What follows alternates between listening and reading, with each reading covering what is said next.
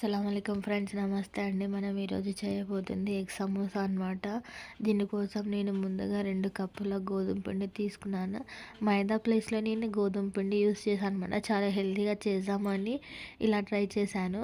అందులో గోధుమ పిండిలో కొద్దిగా ఉప్పు వేసుకొని ఒక 4-5 టేబుల్ స్పూన్ వేడి ఆయిల్ వేసుకోండి. వేడి ఆయిల్ వేసుకొని మీకు వీడియోలో చూపిస్తున్నాయి కదా, అలా ముద్దలా అయిపోవాలన్నమాట. కొంచెం అయిపోయిన తర్వాత కొద్దిగా వాటర్ వేస్తూ చాలా సాఫ్ట్గా కలుపుకొని 10 మినిట్స్ పక్కన పెట్టుకొని మళ్ళీ మూత తీసేసి మళ్ళీ ఒకసారి మంచిగా మిక్స్ చేసుకోండి. మిక్స్ చేసుకున్న తర్వాత ఈ చిన్న చిన్న ఉండలు చేసి పక్కన పెట్టుకొని రోల్ చేయండి. ఇది మనం చాలా టేస్టీగా చాలా హెల్తీగా చేస్తున్నాం అనమాట. ఇవి మనం ముందుగానే బాయిల్ చేసి పెట్టుకోవాలన్నమాట. ఎగ్స్ నేను ఇక్కడ 4 ఎగ్స్ తీసుకున్నాను. ఇలా మనం కొంచెం పిండి తీసుకొని ఇలా రోల్ చేసుకోవాలన్నమాట. ఇదే మీరు మొదటిసారి వింటున్నారా ఎగ్ సమోసా, లేకంటే మీరు ఇప్పటివరకు తిని ఉన్నారా ఎగ్ సమోసా? నాకు ఒకసారి కామెంట్ చేయండి.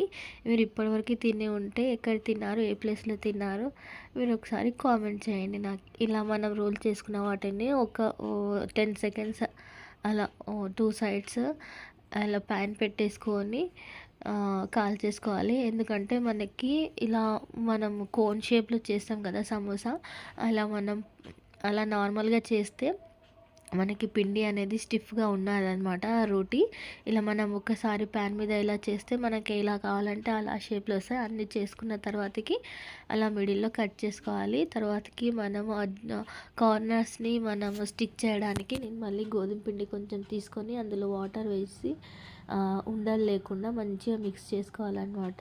చూడండి, ఇక్కడ నేను 4 ఎగ్స్ తీసుకొని దాన్ని బాయిల్ చేశాను. హాఫ్గా కట్ చేసుకోండి.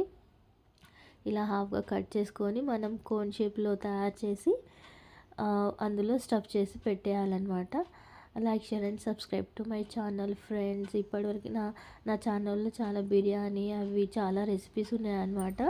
ఓకే, మీరు ఒకసారి చూసి నాకు కామెంట్ చేయండి. మీకు ఇంకా ఏమన్నా వెరైటీ రెసిపీస్ కావాలంటే నాకు కామెంట్ చేసి చెప్పండి.